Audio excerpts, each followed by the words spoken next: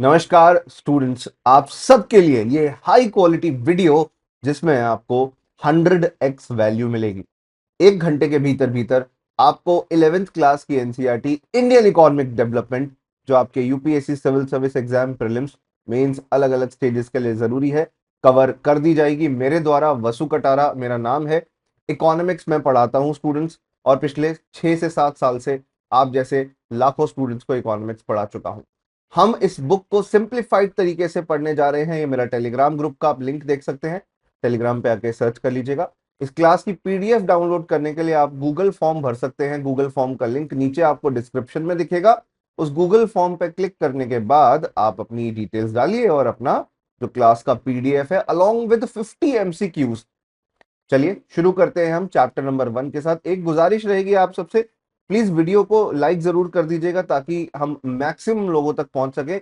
मेरा टारगेट है कि हम कम से कम 2000 लाइक्स इस वीडियो पर प्राप्त कर सकें।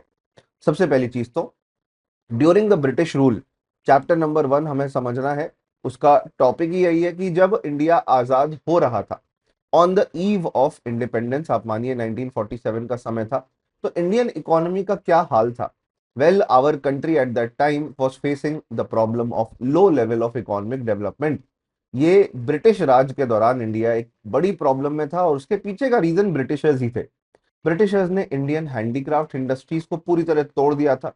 जो हैंडीक्राफ्ट पर्सन जो हाथ से कपड़ा बनाते थे, उनके काम को रिप्लेस कर दिया गया था मशीनों के द्वारा। इंडिया से रॉ मटेरियल ब्रिटेन में ले जाया करता था। इंडिया में कॉटन उगती थी, बंगाल का रीजन बहुत प्रॉस्परस था जहां पे कॉटन उगती थी, और उसको उगाकर रॉ मटेरियल के तौर पे ब्रिटेन ले गया। वहां पे फैक्ट्री के अंदर उसकी प्रोसेसिंग हुई, और वहां से प्रॉपर कपड़ा बनाकर, फिनिश्ड गुड्स बनाकर वापस इंडिया में लाकर बेचा गया। इंडिया ऐसे अपने देश से बने हुए प्रोडक्ट पर ही एक डिपेंडेंसी क्रिएट कर लेती है जो फॉरेन कंट्रीज में जाके प्रोसेस होकर आ रहा है। So the processing part was not done in India. अगर वो इंडिया में क्रिएट होता तो एम्प्लॉयमेंट भी बढ़ती और ग्रोथ भी बढ़ता, बट ब्रिटिशर्स ने सिर्फ अपनी ग्रोथ के बारे में ही हमेशा सोचा है। इंडियन प्रोडक्ट्स की तो वैसे भी रेपुटेशन बहुत अच्छी थी ग्लोबल मार्केट में। इंडिया में मसलिन नाम का कपड़ा होता था, मलमल शाही, मलमल खास, ये आपने शायद सुना भी हो। ये कपड़ा ढाका बांग्लादेश में बहुत ज्यादा एक्सपोर्ट होता था, बांग्लादेश से बहुत ज्यादा दुनिया भर में स्प्रेड होता था, और डिमांड बहुत हाई रहती थी। ब्रिटिशर्स ने ऐसी इंडिया की ट्रेडिशनल इंडस्ट्रीज को नष्ट कर दिया, और अपनी इकोनॉमिक पॉलिसीज के तहत सिर्फ अपने इंटरेस्ट को प्रमोट किया। इंडिया को बस एक सप्लायर कंट्री बना के छोड़ दिया और नेग्लेक्ट कर दिया। On the other hand, there were many issues. पहला इशू जैसे था कि हम जानते ही नहीं थे हमारी इकोनॉमी का एक्चुअल साइज क्या है। इंडिया की पर कैपिटा इनकम, इंडिया की नेशनल इनकम की जानकारी सरकार ने, ब्रिटिश सरकार ने नहीं कलेक्ट करी।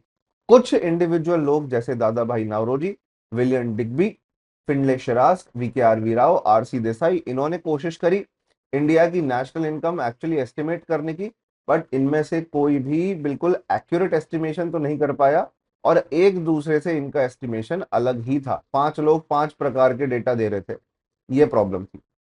फिर जैसे जैसे इंडियन इकोनॉमी आगे बढ़ती गई, हमारे देश का एग्रीगेट रियल आउटपुट, एग्रीगेट मतलब टोटल, रियल आउटपुट मतलब एक्चुअली फैक्ट्रीज के अंदर, इंडस्ट्रीज के अंदर प्रोडक्शन हो कितना रहा है, 2% से भी कम बढ़ा है दोस्तों। इतनी कम ग्रोथ रेट हमारे देश ने इस समय देखी है। पर कैपिटा आउटपुट ग्रोथ मतलब देखो, फैक्ट्रीज इंडस्ट्रीज में जो आउटपुट मतलब जो फिनिश्ड गुड्स बन रहे हैं, जो प्रोडक्शन हो रहा है, जो मैन्युफैक्चरिंग हो रही है, अगर आप ये एवरेज लगा लो हर आम आदमी के हिसाब से, मतलब अगर देश के अंदर 1000 लोग बैठे हैं और 1000 यूनिट बन रहे हैं, तो हर बंदा 1 यूनिट बना रहा है। ये हम पर कैपिटा आउटपुट देख रहे हैं। पर कैपिटा आउटपुट ग्रोथ भी कम थी, 0.5% साल की ग्रो हो पा रही थी। प्रीलिम्स में ये क्वेश्चन बन सकता है, प्लीज याद रखिएगा, इंपॉर्टेंट फैक्ट है। इकोनॉमिक प्रोग्रेस लिमिटेड थी, एक्सप्लेन करने की जरूरत नहीं है। उसके अलावा एग्रीकल्चर, इंडस्ट्रीज और सर्विस सेक्टर की आप बीती सुन लेते हैं एक एक करके। इन सेक्टर्स का क्या हाल था। 85% के करीब इंडिया की पॉपुलेशन एग्रीकल्चर पर डिपेंडेंट थी, और ये वो सेक्टर था जो ज्यादा ग्रो नहीं कर पा रहा था। एग्रीकल्चर से ज्यादा प्रोडक्टिविटी क्रिएट नहीं हो पा रही थी। इनफैक्ट एग्रीकल्चर की प्रोडक्टिविटी कम बनी हुई थी, and part of the reason was कि इंडिया के अंदर जमींदारी सिस्टम चलता था, बंगाल प्रेसिडेंसी के अंदर। जमींदारी सिस्टम में ब्रिटिश सरकार ने जमीनों के ऊपर कुछ जमींदार अपॉइंट करे हुए थे, जो जमींदार अपने अंडर कई सारे फार्मर्स को जमीन पर रखेंगे, फार्मर्स खेती करेंगे, जमींदार उस खेती को, उस एग्रीकल्चर क्रॉप को बेचकर ब्रिटिश सरकार को टैक्स देंगे और खुद कुछ पैसा रखने जाएंगे, खुद कुछ पैसा अपने पास रख लेंगे। ये सिस्टम एक करप्ट सिस्टम बन गया जहां पे जमींदार अपने प्रॉफिट के बारे में सोचने लगे। वो ज्यादा से ज्यादा टैक्स कलेक्ट करते थे फार्मर्स से और फार्मर्स के ऊपर एक्सप्लॉइटेशन करते थे। ये जमींदारी सिस्टम फार्मर्स की बजाय जमींदार को ज्यादा प्रमोट करता था और इस वजह से जमींदार फार्मर्स का एक्सप्लॉइटेशन इंडिया में करते थे। एग्रीकल्चर के जो भी प्रॉफिट होते थे जमींदार की जेब में चले जाते थे और फार्मर की जेब में ज्यादा कुछ बचता नहीं था। अच्छा, प्रॉफिट तो ये रख रहे हैं जमींदार, पर ये जमीन के ऊपर किसी भी प्रकार का इंप्रूवमेंट नहीं कर रहे हैं। लैंड की एक क्वालिटी ये रहती है कि आपको उसके अंदर रेगुलरली कंटिन्यूअसली इंप्रूवमेंट करते रहना पड़ता है, खाद डालो, प्रोडक्टिविटी बढ़ाओ फर्टिलाइजर्स से। बट जमींदार जो सिर्फ पैसा कलेक्ट करने में इंटरेस्टेड थे, उनकी वही प्रायोरिटी थी। उन्होंने एग्रीकल्चर कंडीशंस इंप्रूव करने की कोई कोशिश नहीं करी। अगर जमीन की क्वालिटी बेटर करते, फर्टिलिटी बेटर करते, तो कहीं ना कहीं प्रोडक्शन भी ज्यादा होता, पर जमींदार की ये प्रायोरिटी नहीं थी। उसके पास पैसा आ रहा था, वो आते हुए पैसे से खुश था।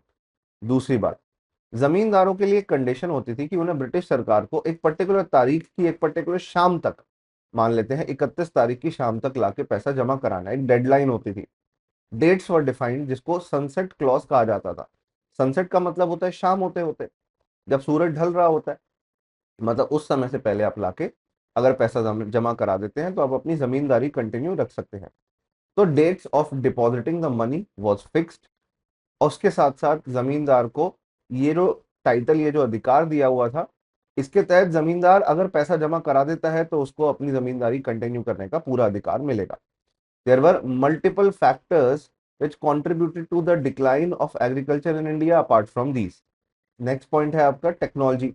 ब्रिटिश सरकार ने इंडिया के अंदर एग्रीकल्चर रिसर्च को प्रमोट नहीं किया, एडवांस टेक्नोलॉजी को बढ़ावा नहीं दिया। आज के समय भारत सरकार प्रधानमंत्री कृषि सिंचाई योजना के तहत इरिगेशन इंफ्रास्ट्रक्चर क्रिएट कर रही है।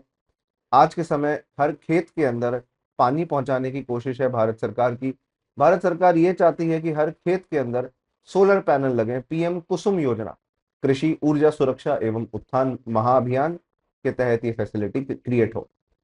तो इस वजह से इंडिया आज जो टेक्नोलॉजी में इंप्रूवमेंट देख रहा है, ब्रिटिशर्स के टाइम पे वो इंप्रूवमेंट नहीं था। ब्रिटिशर्स हमारी प्रोडक्टिविटी बढ़ाने में, कि हम उसी जमीन से ज्यादा एग्रीकल्चर ग्रो करें, किसी भी तरीके से इंटरेस्टेड थे ही नहीं।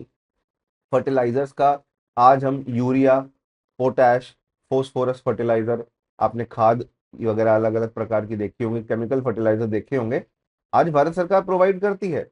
पर उस समय जो ब्रिटिश गवर्नमेंट थी, भारत में खर्चने की नियत नहीं रखती थी। They did not want to improve the agriculture sector and it led to a decline of that sector.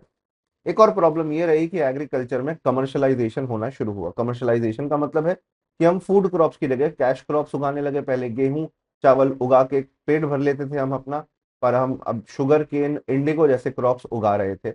अब गन्ना कितना खा सकते हो, नील तो खा ही नहीं सकते, वो तो 4 बूंदों वाला उजाला की तरह आप अपनी शर्ट को व्हाइट बनाने के लिए यूज करते हो।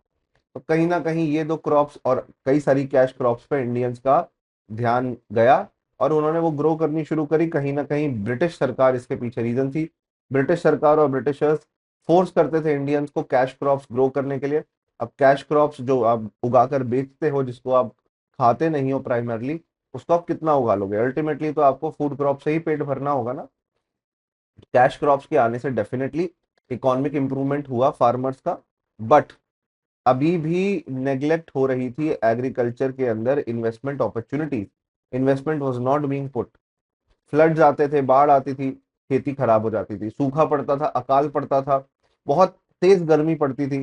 जमीन के अंदर के जो भी सॉल्ट्स होते थे वो जमीन के ऊपर आ जाते थे, सॉइल के ऊपर आ जाते थे। तो ये सारे इश्यूज रहते थे जहां पर एग्रीकल्चर में इन्वेस्टमेंट नहीं डाला जा रहा, पैसा नहीं डाला जा रहा, तो चेंज कहाँ से होगा? और इसका असली नुकसान स्मॉल फार्मर्स के ऊपर होता था, और इसका असली नुकसान किराए पे काम करने वाले किसानों का, जिनको टेनेंट कहते हैं, उनको होता था। अब जब आप किसी, मान लीजिए, ऐसे मकान में रहते हैं जहाँ पे मकान मालिक को कोई इंटरेस्ट नहीं है, घर ढहे टूटे, उसमें कोई भी प्रॉब्लम हो, कहीं पे करंट लग जाए, आप किराएदार हो, आपको सारी टेंशन लेनी पड़ेगी ना कि तार कोई छू लिया और करंट लग गया बिजली का। ऐसे ही जो किसान थे, जो जमीनों पे काम कर रहे थे, उनको स्ट्रेस लेना पड़ रहा था कि एग्रीकल्चर में प्रोडक्टिविटी कैसे बढ़ेगी, क्योंकि उनकी रोजी रोटी जुड़ी हुई थी। दूसरी तरफ हैंडीक्राफ्ट इंडस्ट्री के बारे में हमने सुना, ब्रिटिशर्स के दौरान इंडिया की हैंडीक्राफ्ट इंडस्ट्रीज को नष्ट कर दिया। ये हैंडीक्राफ्ट इंडस्ट्रीज कई सालों से फल फूल रही थी।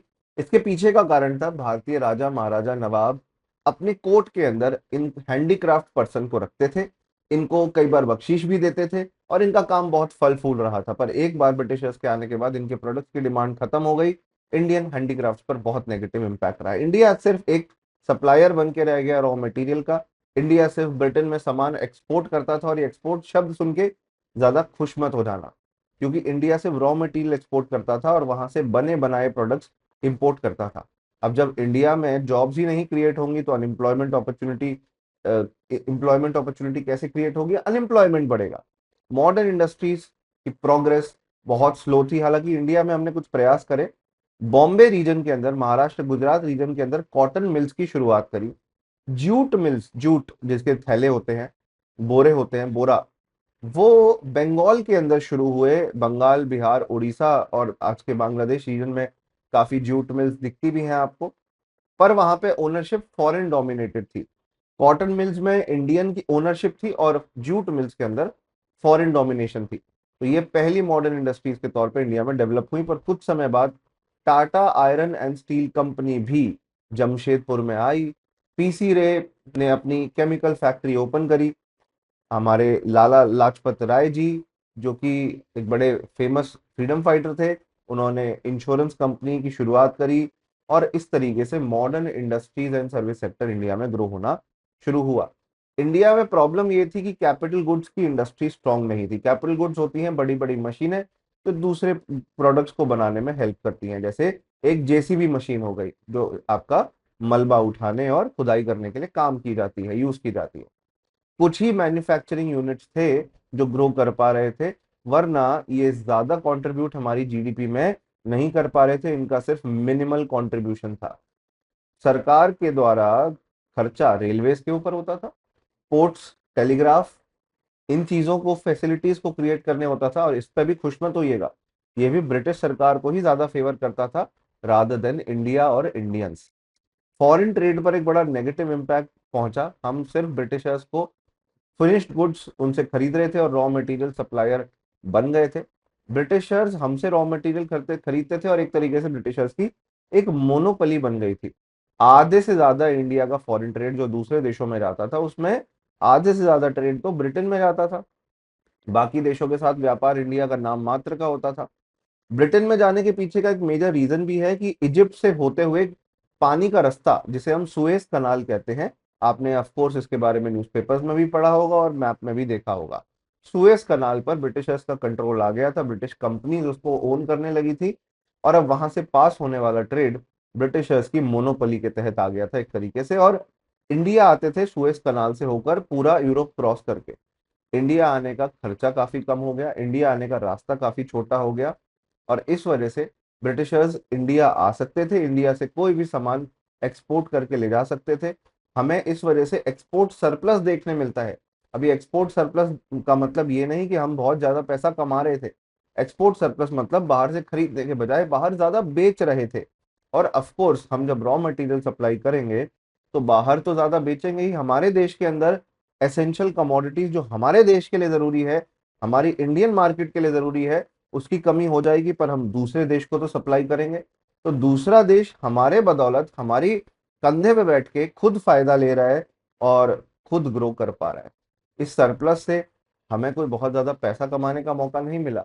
We were exporting a lot of things to Britain, but please don't think this that we were earning a lot because of it. We were not earning a lot of gold. We were not earning a lot of silver. Most of the resources which were exported from India were used by the British government and used by the British industries, जिससे India का drain of wealth हुआ। दादा भाई नाउरोजी ने अपनी poverty and British rule नाम की किताब में ड्रेन ऑफ वेल्थ के कॉन्सेप्ट को समझाया है। अगर हम इंडिया की पॉपुलेशन की हालत देखें तो 1872 में पहली बार सेंसस हुआ। पर 1881 में जनगणना या सेंसस, जहां पे पॉपुलेशन के आप डिटेल्स इकट्ठे करते हो, 1881 में प्रॉपरली शुरू हुआ, हर 10-10 साल के गैप के लिए।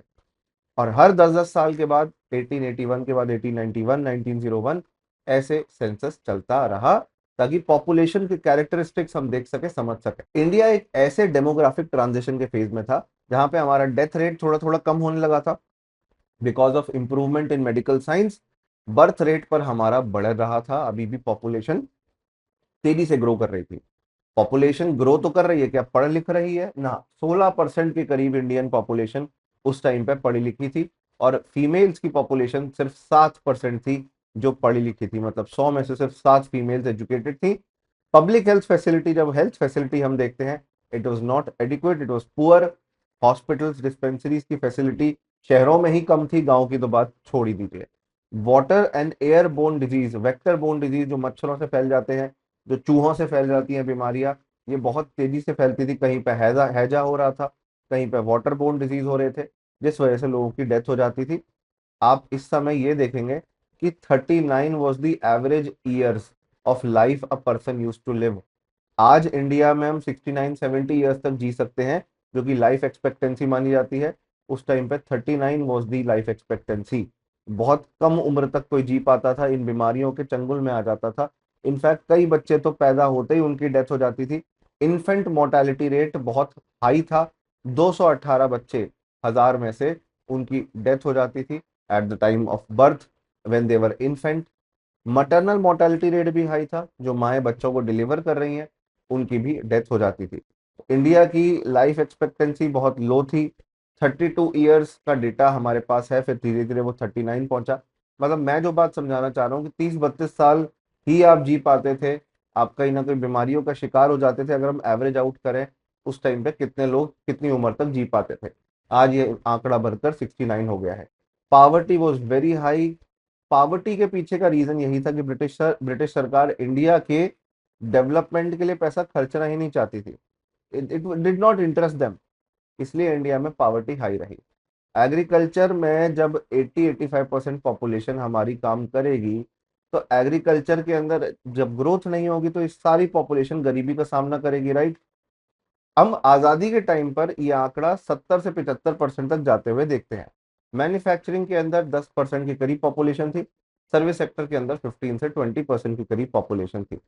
अगर आप रीजनल वेरिएशन देखें, तो कुछ स्टेट्स थे जहां पे बिल्कुल रूरल एरियाज, ग्रामीण इलाके होते थे, तो वहां तो एग्रीकल्चर ही डोमिनेंट था, जैसे कि पंजाब हो गया, जैसे कि बंगाल हो गया।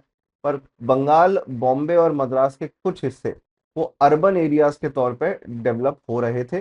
तो ऐसे कई सारे स्टेट्स हैं जहां पे एग्रीकल्चर को फोकस दिया जा रहा था। अगर मैं इन पर्टिकुलर नाम लूं, तो उड़ीसा, राजस्थान और पंजाब के अंदर एग्रीकल्चर वर्कफोर्स इंक्रीज हो रही थी, और बम्बई, मद्रास और बंगाल के अंदर एग्रीकल्चर पर डिपेंडेंसी कम होके लोग अर्बन इंडस्ट्रीज, मैन्युफैक्चरिंग और सर्विस सेक्टर की ओर जा रहे थे। अगर हम इंफ्रास्ट्रक्चर का हाल देखें, तो ब्रिटिश सरकार ने डेफिनेटली इंडिया को इंफ्रास्ट्रक्चर बना के दिया, बट अपने फायदे के लिए, ताकि वो इनर पार्ट ऑफ इंडिया के साथ, जहाँ पे मान लीजिए अपनी फौज भेजनी है, वहां पर अपनी फौज भेज सके। सिर्फ अपना फायदा ब्रिटिश सरकार ने सिर्फ अपने कॉलोनियल इंटरेस्ट देखे, ना कि भारतीयों को बेसिक फैसिलिटी प्रोवाइड करने की कोशिश करी।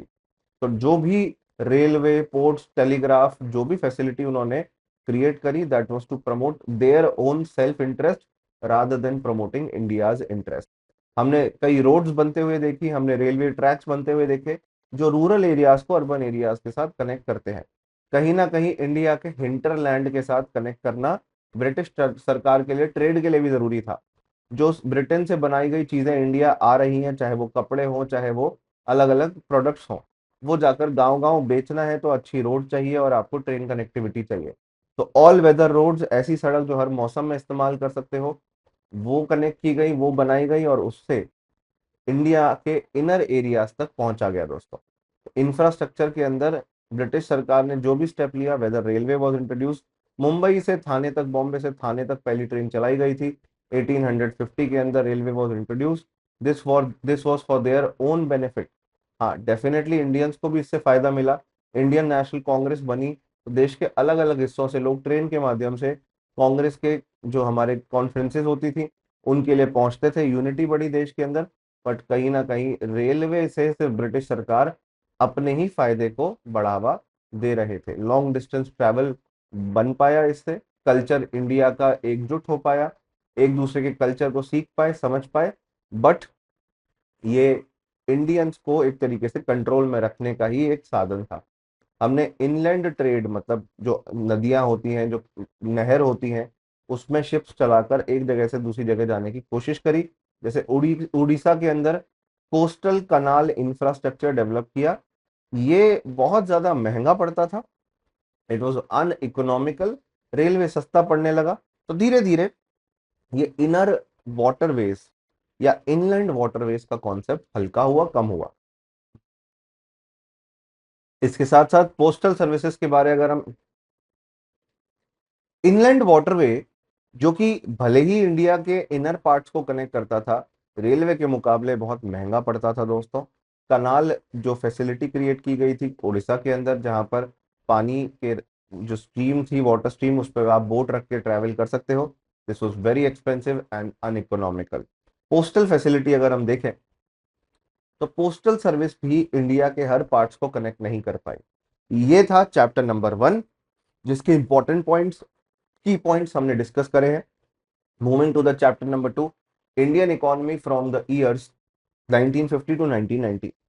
इसके अंदर आप देखेंगे देश आजाद हो गया, आजाद देश को किस प्रकार का इकोनॉमिक सिस्टम अपनाना चाहिए, ये हमारे पास एक चॉइस थी।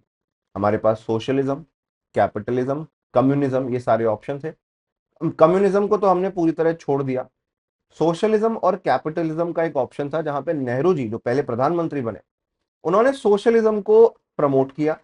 उन्होंने कहा कि रशिया का सोशलिज्म का जो मॉडल है, हालांकि पूरा कॉपी नहीं करेंगे, बट उस मॉडल से इंडिया बहुत इंप्रूव कर सकता है, जहां पर गवर्नमेंट जो है वो रिसोर्सेस के ऊपर कंट्रोल रखे। जैसे एग्जांपल, रेलवे गवर्नमेंट चला रही है, तेल जमीन से गवर्नमेंट निकालेगी, कोयला गवर्नमेंट निकालेगी, और उसे प्राइवेट सेक्टर के साथ मिलकर डेवलप करे और देश की भलाई के लिए, पब्लिक की भलाई के लिए यूज करे। तो ऐसा एक इकोनॉमिक सिस्टम जहां पे सोशलिज्म होगा, उसको ज्यादा फेवर किया जा रहा था। सिर्फ नेहरू जी ही नहीं, इंडिया में कई सारे सोशलिस्ट लीडर, राम मनोहर लोहिया जी, आचार्य नरेंद्र देव जी, जेपी नारायण जी, इन लोगों ने भी कहा इंडिया के लिए सोशलिज्म सबसे सूटेबल है।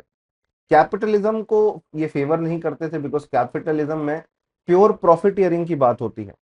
देश की जनता किसी भी हाल में हो, बट कंपनीज अपने प्रॉफिट के लिए काम कर सकती हैं। सोशलिज्म, देश की जनता की जरूरत, स्ट्रॉन्ग पब्लिक सेक्टर जहां पे government companies are strong and private sector भी मिलकर काम कर रही है, प्राइवेट प्रॉपर्टी को भी हम तवज्जो दे रहे हैं एक डेमोक्रेटिक सिस्टम के तहत। तो हम सबके अधिकारों को रिस्पेक्ट कर रहे हैं, राइट्स को रिस्पेक्ट कर रहे हैं, और इस वजह से गवर्नमेंट को सूटेबल लगा ये सोशलिज्म का कॉन्सेप्ट। प्राइवेट सेक्टर हाथ में हाथ डाल के चलेगा, it will be encourage to participate, but ये सब एक प्लानिंग के तहत चलेगा। ऐसा नहीं कि प्राइवेट सेक्टर कुछ कर रहा है, ऐसा नहीं कि गवर्नमेंट कुछ कर रही है। प्रॉपर प्लान बनाए जाएंगे जिसमें प्राइवेट सेक्टर भी और गवर्नमेंट भी ये मिलकर काम कर सकते हैं। हमने देश यहां से डेवलप होना शुरू हो, उसके लिए एक प्लानिंग कमीशन बनाया 15 मार्च 1950 का, जिसके अध्यक्ष प्रधानमंत्री, प्राइम मिनिस्टर, चेयरपर्सन होते थे। एक डिप्टी चेयरपर्सन भी होते थे, जो कि प्लानिंग कमीशन का डे टू डे बेसिस का बिजनेस संभालेंगे, काम संभालेंगे। आज प्लानिंग कमीशन खत्म कर दिया गया और आज नीति आयोग आ चुका है। इनफैक्ट प्लानिंग कमीशन का जो मेन काम 5 ईयर प्लान बनाने का होता था, वो 5 ईयर प्लान बनाने का काम भी आज खत्म हो चुका है, बिकॉज 5 ईयर प्लान ही आज खत्म हो चुके हैं। प्लानिंग कमीशन इसलिए आज एक रिडंडेंट बॉडी बन के रह गया। कुछ लोग कहते हैं प्लानिंग कमीशन की जगह जो नीति आयोग आया, it is old wine in new bottle, कि उस टाइम पे नेहरू जी इसको लेकर आए थे और उसमें बदलाव किया गया ताकि सरकार दिखा सके कि हमने कुछ नया क्रिएट किया है, राइट। तो इसलिए कई बार क्रिटिसाइज भी करते हैं हम नीति आयोग को। साथ ही साथ इंडस्ट्रियल पॉलिसी रेजोल्यूशन 1948 लाया गया था, आजाद भारत का पहला ऐसा लॉ या रेजोल्यूशन जो इंडस्ट्रीज किस तरीके से काम करेंगी उनके बारे में जानकारी देता है, जहां पे गवर्नमेंट कंपनीज को ज्यादा पावर मिली। इंडियन कॉन्स्टिट्यूशन के directive principle for state policy, जो हमारे कॉन्स्टिट्यूशन के पार्ट 4 में आते हैं, आर्टिकल 36 से 51 के बीच में, ये डीपीएस भी तो इंडिया को सोशलिस्ट तरीके से डेवलप होते हुए देखना चाहते हैं। गवर्नमेंट भी तो चाहती है कि इंडिया एक मिक्स्ड इकोनॉमी बने, प्राइवेट सेक्टर और पब्लिक सेक्टर मिलके काम करे। बट कहीं ना कहीं उस टाइम पे गवर्नमेंट पब्लिक सेक्टर के लिए ज्यादा बायस थी, ज्यादा प्रेजुडिस थी, पब्लिक सेक्टर को ज्यादा पावर दी जाती थी, प्राइवेट सेक्टर के पास उतनी पावर थी नहीं। प्राइवेट सेक्टर बस जो सरकार कहती थी उस बात को सुनकर उसकी उसको अमल कर देती थी, उसको इम्प्लीमेंट कर देती थी। अच्छा, अब हम आगे चल रहे हैं। What are the types of economic systems. इसमें पहला है मार्केट इकोनॉमी या कैपिटलिज्म। मार्केट इकोनॉमी या कैपिटलिज्म आमतौर पर यूएस, यूके, जितने भी वेस्टर्न कंट्रीज हैं, वो ये मार्केट इकोनॉमी का कॉन्सेप्ट देखते हैं। पहली चीज तो यहाँ पे कोई भी चीज का प्रोडक्शन होता है तो जनता की जरूरतों को देखकर नहीं, यहाँ पे देखा जाता है कि कौन कितना पैसा देने तैयार है। How much demand is there for a product. अगर किसी प्रोडक्ट की सबसे ज्यादा डिमांड है तो उस चीज को ही बनाओ, उसी चीज को सप्लाई करो। तो डिमांड एंड सप्लाई मार्केट की रिक्वायरमेंट के हिसाब से चलती है। दूसरी बात, जो भी प्रोडक्ट बेचे जाते हैं हाईएस्ट पॉसिबल प्राइस पे। अगर मेरे पास एक पेन है और मेरे को आप 1,000 रुपए देने तैयार हो और बाकी लोग 100 रुपए देने तैयार है, तो जो लोग 1,000 रुपए दे रहे हैं मैं उनको तुरंत ही पेन बेच दूंगा। I want my profit, I am only concern and interested in my profit. तो प्रोडक्ट्स जो डिमांड में है उनको ही बनाया जा रहा है और उन प्रोडक्ट्स को बेचा जा रहा है। आपकी जो मैक्सिमम परचेसिंग पावर है, जितना खर्च सकते हो उतना प्राइस पर मैं बेचूंगा। आप 2 लाख रुपए का फोन खरीद सकते हो, मैं 2 लाख रुपए का फोन बेचूंगा। वरना तो 20,000 रुपए के फोन भी अवेलेबल है, 1/10 प्राइस पर भी फोन मिल जाते हैं। बट कहीं ना कहीं लोगों के मन में ये बात डाली जा रही है कि इस प्रोडक्ट की कोई वैल्यू है और आपकी परचेसिंग पावर स्ट्रेच करनी पड़ेगी आपको। अगर ये आप खरीदना चाहते हैं, you want to buy this, you have to spend more. जो हमारा कैपिटलिस्ट का कॉन्सेप्ट है, कैपिटलिज्म का कॉन्सेप्ट है, एडम स्मिथ, जो फादर ऑफ इकोनॉमिक्स भी कहे जाते हैं, इन्होंने ये इंट्रोड्यूस किया था।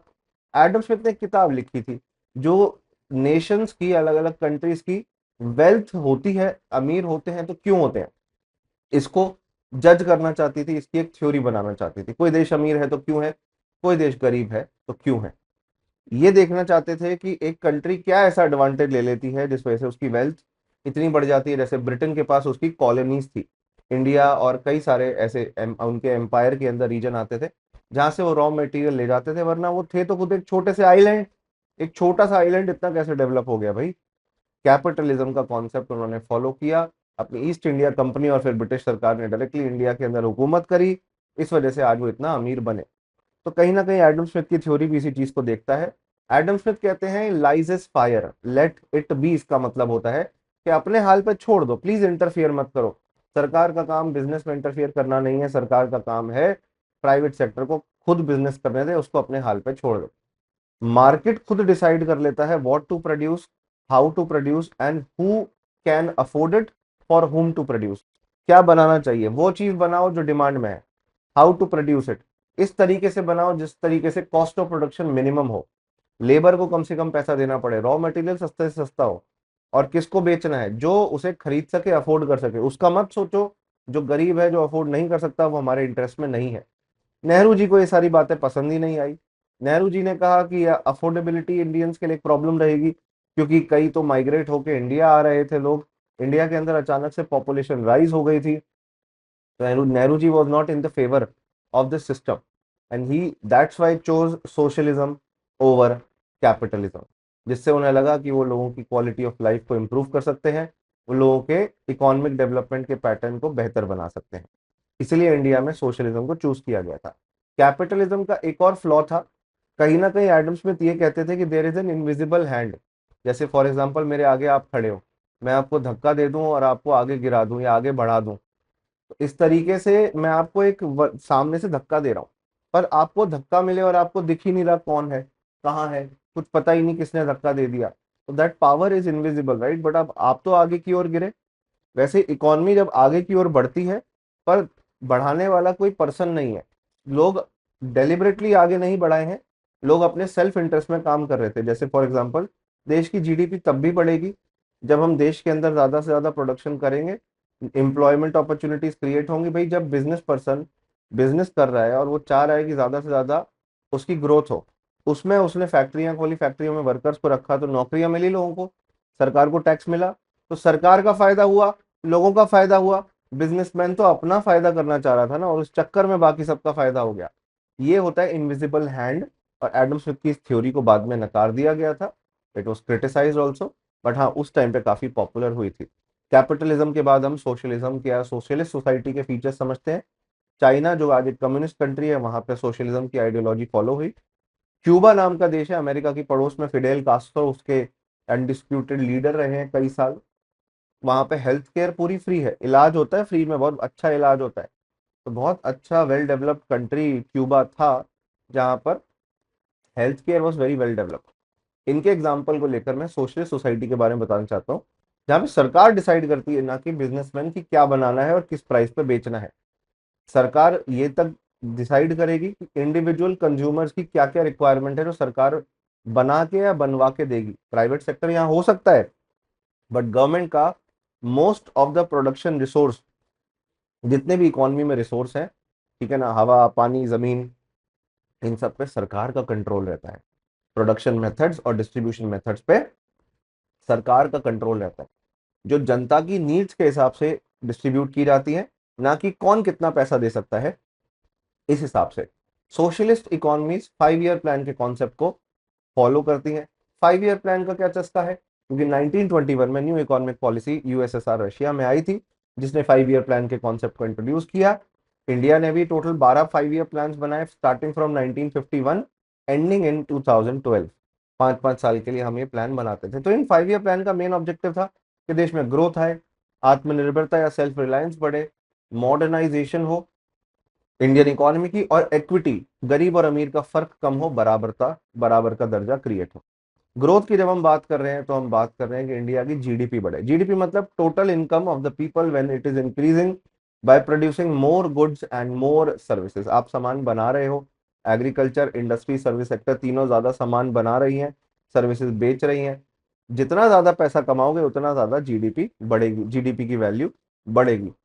कुछ देश की जीडीपी हमसे आगे निकल रही थी, तो इंडिया को भी जीडीपी ग्रो करने के लिए अपने देश के अंदर ड्रास्टिक सॉल्यूशंस लेके आने थे, ड्रास्टिक सॉल्यूशंस क्रिएट करने थे। On the other hand, as a country develops it undergo structural changes. हमारा देश भी कुछ स्ट्रक्चरल चेंजेस देख रहा था। जैसे हम आजादी के बाद से और आज के टाइम तक बात करें, एग्रीकल्चर का कंट्रीब्यूशन हमारी जीडीपी में कम हुआ है, एग्रीकल्चर में काम करने वाले लोगों की मात्रा भी कम हुई है। On the other hand, industries का कंट्रीब्यूशन बढ़ा है, सर्विस सेक्टर का कंट्रीब्यूशन बढ़ा है। इनफैक्ट सबसे ज्यादा पैसा अगर आज इंडिया को कमा के कोई देता है, तो वो सर्विसेज सेक्टर है, जिसमें IT companies, educational institutions, colleges वगैरह, होटल्स वगैरह, हॉस्पिटल्स होते हैं। ये सब सर्विस ड्रिवन सेक्टर है। ये ज्यादा से ज्यादा पैसा, 50% से ज्यादा टोटल देश की इनकम, जीडीपी को, नेशनल इनकम को कमा के देते हैं। तो ये स्ट्रक्चरल चेंज इंडिया में पिछले कुछ सालों के अंदर आया है। और कहीं ना कहीं 1990 और 1991 का वो साल था, जिसके बाद एक मेजर चेंज आया इंडिया के नेशनल इनकम के अंदर। हमने अपने देश के दरवाजे, जहां पे हमें क्लोज्ड इकोनॉमी थे, कई सालों तक हमने अपने दरवाजे बंद रखे, हमने वो दरवाजे खोल दिए थे, और इस तरीके से डेवलपमेंट इंडिया में बढ़ना शुरू हुआ। इससे आप ये मत सोचिएगा कि एग्रीकल्चर का शेयर जो कम हुआ है ये गलत चीज है। कोई भी देश जो डेवलपमेंट के कगार पे या रास्ते पे जाता है, एग्रीकल्चर का कंट्रीब्यूशन जीडीपी के अंदर उसका थोड़ा सा कम होता ही होता है। पॉपुलेशन में एग्रीकल्चर का कंट्रीब्यूशन कम होता ही होता है, ये सच बात है। तो ग्रोथ फिर भी आ रही थी इंडिया की, तो इस चीज को प्लीज नेगेटिव मत लीजिएगा। दूसरा पॉइंट है मॉडर्नाइजेशन का, नई टेक्नोलॉजी इंडिया में लानी थी। हमने दो रास्ते सोचे, एक तो इंडिया में हैवी इंडस्ट्रीज को बढ़ावा देंगे। सेकंड 5 ईयर प्लान में इंडिया ने हैवी इंडस्ट्रीज को एक्चुअली बढ़ावा दिया। इसके पीछे इस कॉन्सेप्ट को देने वाले थे नेहरू जी और महालनोबिस जी। इसलिए सेकंड 5 ईयर प्लान के निर्माता नेहरू और महालनोबिस कहे जाते हैं। सेकंड 5 ईयर प्लान को नेहरू महालनोबिस प्लान भी कहते हैं। नई टेक्नोलॉजी इंडिया में लानी थी, पर टेक्नोलॉजी ये नहीं कि लोगों की नौकरियां खा जाए। It should have social outlook. आप टेक्नोलॉजी का ऐसे इस्तेमाल करो, जैसे किसान है, एग्रीकल्चर कर रहा है, या फैक्ट्रीज हैं जहां पर जॉब्स क्रिएट हो सकती हैं, ज्यादा से ज्यादा लोगों को सपोर्ट करने के लिए। तभी एक्चुअली मॉडर्नाइजेशन आएगा। और मॉडर्नाइजेशन सिर्फ इंडस्ट्रीज का ही नहीं होता, सोच का भी होता है। फीमेल्स को आप पढ़ने लिखने नहीं देंगे, आगे बढ़ने नहीं देंगे, तो सोच फिर भी खराब ही दिखेगी। तो विमेन को एम्पावर करना भी इस टाइम पर एक समाज के ईथोस का पार्ट बनाना चाहती थी सरकार। जेंडर इक्वालिटी क्रिएट करवाना चाहती थी सरकार, एजुकेशन को प्रमोट करवाना चाहती थी सरकार। इसलिए 5 ईयर प्लान में टाइम टू टाइम बेसिस पर इन सारे ऑब्जेक्टिव्स पर काम किया गया, मॉडर्नाइजेशन किया गया, अपॉर्चुनिटीज क्रिएट की गई। इसके अलावा आत्मनिर्भरता, सेल्फ रिलायंस को हम बढ़ावा दे रहे थे कि दूसरे देशों से खरीदने के बजाय इंडिया में ही बनाओ। फॉरेन गुड्स पे डिपेंडेंट होने की बजाय इंडिया में बनाओ। कुछ टेम्पररी टाइम पीरियड के लिए, कम समय के लिए फॉरेन इंपोर्ट्स कर सकते हो, बट अल्टीमेटली इंडिपेंडेंस चाहिए हमें इकोनॉमी के अंदर भी। तभी जाकर हमारा देश डेवलप होगा। हम दूसरे देशों से अनाज खरीद के लाते थे। यूएस से हम अनाज ले रहे थे, PL 480, पब्लिक लॉ 480 किस्म का, PL 480 किस्म का अनाज, एक वैरायटी थी एक गेहूं की। और ये वो अपने देश के अंदर सुअरों को खिलाने के लिए इस्तेमाल करते थे। उसनी हल्की क्वालिटी के अनाज को इंडिया को दे रहे थे। हमारी मजबूरी थी, हम भी डिपेंडेंट थे उस अनाज पर, फॉरेन टेक्नोलॉजी पर हम भी डिपेंडेंट थे। All this leads to a potential threat creation, all this created potential threat for Indian economy. भाई जब दूसरे देशों पर डिपेंडेंट हो जाओगे तो आत्मनिर्भरता कहां से आएगी? आत्मनिर्भरता नहीं आएगी तो 250 साल जैसे अंग्रेजों ने हम पे राज किया वैसे फिर कोई राज करने आ जाएगा, तो हमारी वल्नरेबिलिटी बढ़ जाएगी। हमारी वल्नरेबिलिटी बढ़ने से हम फॉरेन कंट्रीज पर इंडिपेंडेंट तरीके से काम नहीं कर पाएंगे। फॉरेन कंट्रीज हमारे काम में इंटरफियर करेंगी, फॉरेन कंट्रीज हमारे ऊपर इंटरफेरेंस बढ़ा देंगी, और फिर आत्मनिर्भर या सेल्फ रिलायंट बनने का हमारा सपना कैसे पूरा होगा? तो 5 ईयर प्लान यही चाहते थे कि आत्मनिर्भरता, सेल्फ रिलायंस बढ़े और इंडिया में इक्विटी आए। देश के जितनी पॉपुलेशन थी सबको बराबर दर्जा मिलना चाहिए ग्रोथ का। जो लोग गरीब हैं, अनइक्वल सिचुएशन में है, जो अलग अलग कास्ट से बिलोंग करते हैं और वो रिसोर्सेज से डिप्राइव्ड है, जमीन नहीं है, कोई बात नहीं, ये फैसला लिया गया कि जमींदारी सिस्टम खत्म करेंगे। एक जमींदार जो 50-50, 100-100 एकड़ जमीन लेके बैठा है उसकी जमीन छीन कर गरीब किसानों में बांटेंगे। फिर फूड, अनाज ये भी प्रोवाइड कराएंगे, एजुकेशन फैसिलिटी, हेल्थ फैसिलिटी, सब कुछ गवर्नमेंट देगी, जिससे अल्टीमेटली इकोनॉमिक वेल्थ सिर्फ अमीरों के हाथ में, सिर्फ वेल्दी के हाथ में कॉन्सेंट्रेट ना हो, बल्कि सब में बराबर तौर से बटे। सरकार ने ये बीड़ा उठाया था, जिम्मेदारी उठाई थी इक्विटी को, समानता और समता को बढ़ावा देने के लिए। इन दी सेक्टर ऑफ एग्रीकल्चर हमने काफी चेंजेस करे। हमने लैंड रिफॉर्म्स, जैसे जमींदारों को हटाना, किसान जो किराए पे जमीनों में काम करते थे उनको जमीन का हक दिलवाना, ओनर बनवाना। वरना किसान को यही डर लगा रहता था कि कब उसको उस जमीन से हटा दिया जाएगा, कब उस जमीन से उसे पार्ट वेज करना पड़ेगा, अलग होना पड़ेगा। इंडिया के अंदर एग्रीकल्चर में प्रोडक्शन कम हो रहा था, प्रोडक्टिविटी भी कम थी। जमीन अगर थी तो उत्पादन कम हो रहा था। हमने हाई ईल्डिंग वैरायटी वाले हाइब्रिड सीड्स, जिनको ड्वार्फ सीड कहते थे, वो इंट्रोड्यूस करे एग्रीकल्चर सेक्टर के अंदर, जिससे इंडिया में ग्रीन रेवोल्यूशन बड़े स्केल पर हो पाया। तो आपने अब समझा कि इंडिया में जमींदारी सिस्टम, इंटरमीडियरीज जो बिचौलिए होते थे, जो ब्रिटिश सरकार को रेंट कलेक्ट करके देते थे, उनको खत्म किया। अब तो ब्रिटिश सरकार बची नहीं, अब तो भारत सरकार सीधा किसानों के साथ रिश्ता क्रिएट करना चाहती थी, किसानों की सहायता करना चाहती थी, हेल्प करना चाहती थी for improving the farm infrastructure and agriculture infrastructure. बिचौलियों को खत्म कर देंगे तो अब सिर्फ किसान सीधा जमीन का ओनर बन जाएगा, और किसान का जब ओनरशिप हक क्रिएट होगा, ओनरशिप का राइट क्रिएट होगा, तो जमीन के ऊपर मालिकाना हक मिलने से वो चाहेगा कि ज्यादा से ज्यादा जमीन की प्रोडक्टिविटी भी बढ़ाए, वो खाद डालेगा, वो ज्यादा क्वांटिटी में फसल उगाने की कोशिश करेगा। हम चाह रहे थे कि उस टाइम पे लैंड सीलिंग हो जाए। लैंड सीलिंग मतलब एक परिवार या एक पर्सन एक लिमिट से ज्यादा जमीन ना रखे, तो कुछ लोगों के हाथ में जमीनें ना हो, ज्यादातर लोगों के हाथ में जमीनें डिस्ट्रीब्यूट कर दी जाए। हम एग्रीकल्चर को इक्वली डिस्ट्रीब्यूट करना चाहते थे इंडिया के अंदर। बस इसके सामने बड़ी चैलेंजेस, बड़ी प्रॉब्लम्स हमारे सामने आई। सबसे पहली प्रॉब्लम, कोई जमींदार अपनी जमीन छोड़ना नहीं चाहेगा। जमींदार अपने परिवारों में अपनी जमीनें बांटने लगे, अपने खानसामे, अपने बावर्ची, अपने ड्राइवर, अपने घर के हेल्पर, किसी भी नौकर के नाम पे जमीन करने लगे, बेनामी प्रॉपर्टी जिसे कहते हैं। दूसरी बात, हमने इंडिया के अंदर एग्रीकल्चर के जो लेबर थे उनके लिए मैसिव चेंज नहीं क्रिएट किया। उसके लिए मैसिव चेंज क्रिएट करने के लिए हमारे पास बहुत ज्यादा जमीन होनी चाहिए थी, और जमीन का थोड़ा थोड़ा टुकड़ा लोगों को बांट देते। पर जब जमींदार अपनी जमीनें छोड़ने ही तैयार नहीं थे, जहां पर बंगाल, यूपी और बिहार के अंदर स्लो प्रोग्रेस रही, लॉ तो आए, कानून तो आए, बट जमीनें जमींदार छोड़ नहीं रहे थे।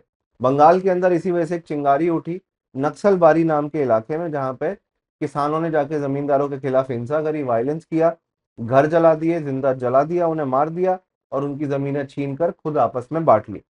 इस वजह से नक्सलवाद की प्रॉब्लम इंडिया में बढ़ी। सरकार खुद ही अगर ये सारी फैसिलिटीज क्रिएट कर देती पुअर फार्मर्स के लिए, तो शायद पुअर फार्मर्स को ये अपने हाथ में नहीं लेना पड़ता। Big landlords always challenged these agricultural reforms, land reforms. Land ceiling law के खिलाफ उन्होंने अदालत में केस किया कि हम जमीनें हमारी क्यों छीनी जा रही हैं, जिस वजह से फिर डिले हुआ। दूसरी बात, कई लोग तो ये कहते थे कि हमारी खुद की जमीन है, इस पे हम खेती कर रहे हैं, उस पे काम कर रहे किराएदारों को रातों रात हटा दिया जाता था।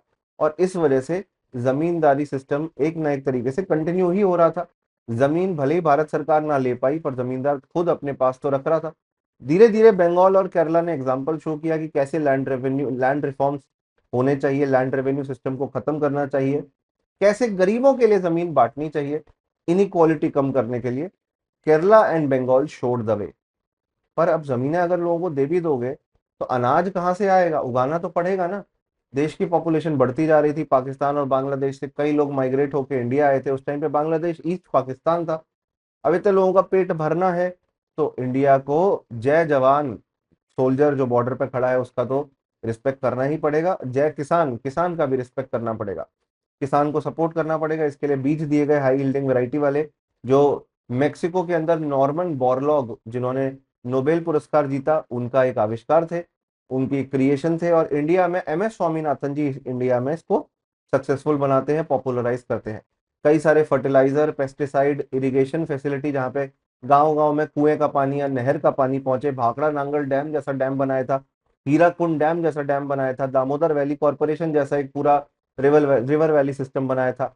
पंजाब, आंध्र प्रदेश, तमिलनाडु, हरियाणा, वेस्टर्न यूपी में ये ग्रीन रेवोल्यूशन शुरू किया गया। और ईस्टर्न पार्ट ऑफ इंडिया में नहीं जा पाया क्योंकि यहाँ के किसान थोड़े ज्यादा वेल्दी थे, पैसा था इनके पास, रिस्क लेने की कैपेसिटी रखते थे। तो कहीं ना कहीं यहाँ के किसान एक्साइटेड थे, रेडी थे to join the green revolution. Green revolution में यही था, एग्रीकल्चर के अंदर इतना चेंज क्रिएट करें कि दूसरे देशों से खरीदने के बजाय इंडिया में ही हाई यील्डिंग वैरायटी सीड्स की मदद से हम क्रॉप्स उगाएं और दूसरे देशों पर डिपेंडेंसी हम कम करें। ग्रीन रेवोल्यूशन दो फेजेस में चला। 1960 से 70 का फेज जो स्लो टेक ऑफ फेज था। स्लो टेक ऑफ का मतलब धीरे धीरे टेक ऑफ होना शुरू हुआ, जहां पे high yielding variety seeds introduce किए गए।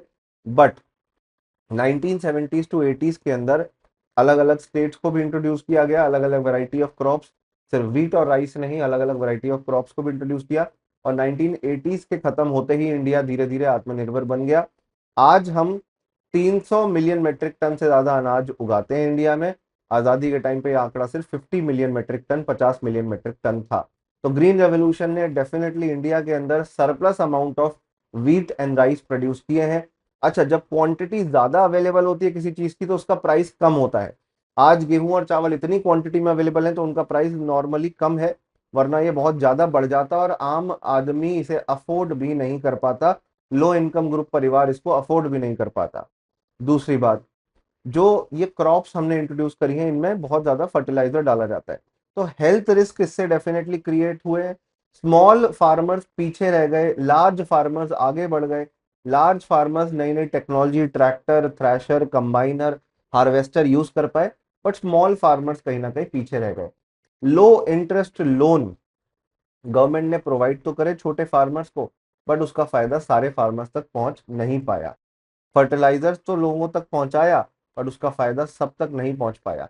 आजादी के बाद जो लैक ऑफ एग्रीकल्चर रिसर्च थी उसको दूर करने के लिए एग्रीकल्चर रिसर्च इंस्टीट्यूशंस को भारत सरकार ने आजादी के बाद बढ़ावा दिया, जैसे कि Indian council of agriculture research, Indian agriculture research institute of India. Delhi के पूसा रोड पे ये आपके ऑफिस हैं, बहुत इंपॉर्टेंट बॉडीज हैं इनके, कई सारे रीजनल सेंटर भी हैं। हर डिस्ट्रिक्ट के अंदर आज के टाइम पे किसान केंद्र है हमारे। किसान जो आपका साइंटिफिक कार्ड बनते हैं, किसान योजना के तहत आपको पैसा मिलता है। ये सारे इनिशिएटिव भारत सरकार आज लेकर आई है। सरकार ने ये सारे इनिशिएटिव क्रिएट करे हैं। सॉइल हेल्थ कार्ड वो कार्ड होता है जिससे आपकी क्रॉप की, आपकी जो फसल उग रही है उसमें जो मिट्टी है, जिस मिट्टी में वो उग रही है उसकी हर क्वालिटी को, सॉइल की हर क्वालिटी को देखा जाता है। कितना नाइट्रोजन, कितना फोस्फोरस, कितना पोटेशियम, कितने माइक्रो न्यूट्रिएंट्स, कितना मॉइस्चर, ये सब देखा जाता है स्टूडेंट्स। तो ग्रीन रेवोल्यूशन ने बहुत बड़े बदलाव करे हैं और वो ग्रीन रेवोल्यूशन आज भी चल रहा है। मैं तो कहूंगा ग्रीन रेवोल्यूशन ही नहीं, एवर ग्रीन रेवोल्यूशन चल रहा है। पर आज भी जो इंडिया का ईस्टर्न पार्ट है, बिहार है, उड़ीसा है, जो वंचित है ग्रीन रेवोल्यूशन से, वहां तक ग्रीन रेवोल्यूशन पहुंचाना ये सरकार की जरूरत है। वहां पे लोन्स किसानों के लिए, गरीब किसानों के लिए सस्ते इंटरेस्ट रेट पर लोन्स, फार्मर्स के लिए सब्सिडीज पहुंचाना नीड ऑफ द आवर है। बेटर टेक्नोलॉजी क्रिएट करना नीड ऑफ द आवर है। तभी हम कह सकते हैं एक्चुअली में हमारे देश में ग्रीन रेवोल्यूशन हुआ है। और जैसे मैंने कहा, सस्ते रेट ऑफ इंटरेस्ट पर लोन देना, किसानों की मदद करना, सब्सिडी देना। सब्सिडी तो अलग अलग प्रकार की हो सकती है। कोई भी चीज सरकार या तो फ्री में दे, या तो सस्ती कॉस्ट पे दे, चाहे वो बीज हो गए, चाहे वो ट्रैक्टर हो गया, लोन हो गए, सब्सिडी के दायरे में आते हैं। सब्सिडी का फायदा भी होता है, नुकसान भी होता है। What are the argument against? देखो, जैसे फर्टिलाइजर की सब्सिडी दी जाती है, किसान को फ्री में फर्टिलाइजर दे दिया, तो खाद या NPK, nitrogen, phosphorus, potash, urea होता है नाइट्रोजन का, di ammonium phosphate and muriate of potash, ये अलग अलग टाइप के फर्टिलाइजर होते हैं। ठीक है ना? आप कभी खेत गए हो तो डैप और एमओपी के थैले या कट्टे देखे होंगे आपने, भारत सरकार बांटती थी, यूरिया, डैप और एमओपी के। तो फार्मर्स बेसिकली फर्टिलाइजर्स जो सरकार से फ्री में बांटते हैं, फ्री में प्राप्त करते हैं, वो खेत में दबा के फैलाते हैं। पानी मिला फ्री में, खूब बहा दिया, फिर उस रिसोर्स की रिस्पेक्ट नहीं की जाती एंड अननेसेसरी वेस्टेज किया जाता है, पहली प्रॉब्लम। दूसरी प्रॉब्लम, जो अवेयर फार्मर है, जो प्रॉस्पेरस रीजन से बिलोंग करते हैं, जिनको जागरूकता है, वो तो सब्सिडी का फायदा ले लेते हैं, पर गरीब किसान तक सब्सिडी पहुंच नहीं पाती है। ये एक प्रॉब्लम हमेशा रहती है। पर हाँ, फिर भी कुछ एक्सपर्ट्स कहते हैं सब्सिडी होनी जरूरी है, जो फार्मर्स को प्रोटेक्ट करती है। कभी कल को मौसम खराब हुआ, फार्मर की पूरी फसल खराब हो गई, फार्मर अफोर्ड ही नहीं कर पाएगा खुद से अलग अलग रॉ मटेरियल, जैसे बीज खरीदना, जैसे फर्टिलाइजर खरीदना, जैसे पानी जो हम खेतों में डालते हैं मोटर का, वो पे करना, उसका पैसा, बिजली का पैसा पे करना, तब फार्मर क्या करेगा? इसलिए एग्रीकल्चर सब्सिडी दी जाती है, to protect the interest of farmer. हमने एग्रीकल्चर प्रोडक्टिविटी को बेहतर करने की काफी कोशिश करी, प्रयास करी है। एग्रीकल्चर प्रोडक्टिविटी को आज इंप्रूव करने के लिए इंडिया ने ऑर्गेनिक फार्मिंग को भी बढ़ावा दिया है, ताकि हम केमिकल्स का कम इस्तेमाल करें जो हेल्थ को नुकसान करती है, और जो ऑर्गेनिक फूड होते हैं वो बिकते भी महंगे हैं। आत्मनिर्भरता हमने 1960s में एफर्ट जो किया ग्रीन रेवोल्यूशन का, उसके बाद हासिल कर लिया फूड ग्रेन्स के अंदर। प्रॉब्लम ये आई कि हमारी देश की एग्रीकल्चर की काफी पॉपुलेशन एग्रीकल्चर छोड़ के निकलने लगी। वो टेक्निकल इंडस्ट्रीज में जानी चाहिए थी। जैसे एक नेचुरल प्रोग्रेशन रहता है कि अगर यूएस में, ब्रिटेन के अंदर, जापान के अंदर, रशिया के अंदर, इन देशों के अंदर कहीं पे भी अगर एग्रीकल्चर से निकल निकल के लोग दूसरी इंडस्ट्री में मूव किए, तो पहले इंडस्ट्री में मैन्युफैक्चरिंग सेक्टर था जिसमें मूव किए हैं। इंडिया में हम मेंढक की तरह कूद गए एग्रीकल्चर से सीधा सर्विस सेक्टर की ओर, और हम सर्विस सेक्टर के अंदर आज काफी डोमिनेंट बन पाए हैं। 1991 में लिए गए रिफॉर्म जिसके पीछे का मेजर रीजन है, जो अब हम पढ़ने जा रहे हैं। मुद्दे की बात यह है कि जो सब्सिडीज हम सरकार इंडिया में आज भी देती है, पहले भी देती आई है, ये फार्मर की असिस्टेंस के लिए होता है। यहाँ पे प्राइस बिकम्स अ सिग्नल। ये आपसे एक सवाल बन सकता है, हाउ? प्राइस का मतलब क्या है? जैसे कोई प्रोडक्ट है, मान लेते हैं पानी है, वो अगर लिमिटेड क्वांटिटी में अवेलेबल होगा, तो जितना भी अवेलेबल है उसका प्राइस बहुत बढ़ जाएगा। तो जब भी कोई चीज लिमिटेड क्वांटिटी में अवेलेबल होती है, उसकी प्राइस बढ़ जाती है। जब उस चीज की सप्लाई बढ़ जाए, खूब अवेलेबल है, तो उस चीज को सस्ता देखते हैं हम, उसकी वैल्यू कम देखते हैं। आपके सामने आप पानी की कीमत रेगिस्तान में पूछो, राइट, वहां बताएंगे असली कीमत क्या है। और जहां पे पानी ही पानी है, हम उसकी वैल्यू नहीं करेंगे। तो हायर प्राइस फॉर स्कार्स और limited goods encourage individuals to use things more carefully and explore alternatives। जो चीज आपके पास लिमिटेड क्वांटिटी में है, आप उसका सही इस्तेमाल करते हो, उसका वेस्टेज कम से कम करते हो। सब्सिडीज अगर आप एक बार दे देते हैं ना, तो इट डिस्टॉर्ट प्राइस सिग्नल, क्योंकि लोगों को चीजें फ्री में मिल रही हैं।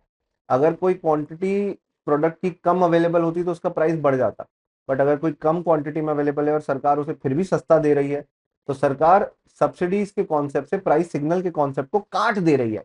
जैसे कैंची से कागज काट देते हो, आप सस्ती बिजली, सस्ता पानी देते हो, लोग उसका वेस्टेज कर सकते हैं। इस तरीके से ओवर यूज का एक गलत इस्तेमाल होता है, which is not a sustainable activity.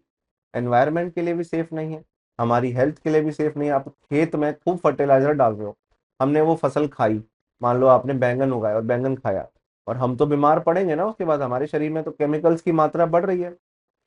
इसलिए subsidy should be done in a controlled and a very effective way. सिर्फ उन लोगों को सब्सिडी सब्सिडी प्रोवाइड करिए जो कि एक्चुअली जेन्युइन पार्टी है, जेन्युइन फार्मर्स है, जिनको एक्चुअली जरूरत है, सिर्फ उन्हीं को वो रिसोर्सेज प्रोवाइड करिए। On the other hand, industry और ट्रेड का हालत देखें, इंडस्ट्री डेफिनेटली ग्रोथ के लिए जरूरी होती है। इंडस्ट्री की किसी भी मॉडर्न डेवलप्ड कंट्री में देखेंगे, तो वहाँ की इंडस्ट्री वेल डेवलप्ड होगी और लोग उसमें काम कर रहे होंगे, चाहे जर्मनी हो गया, चाहे आपका चाइना हो गया। Industry sector is very strong, और वही सामान जो बनाते हैं उसको ट्रेड करो, एक्सपोर्ट करो, दूसरे देशों में बेचो और दूसरे देश की करेंसी कमाओ।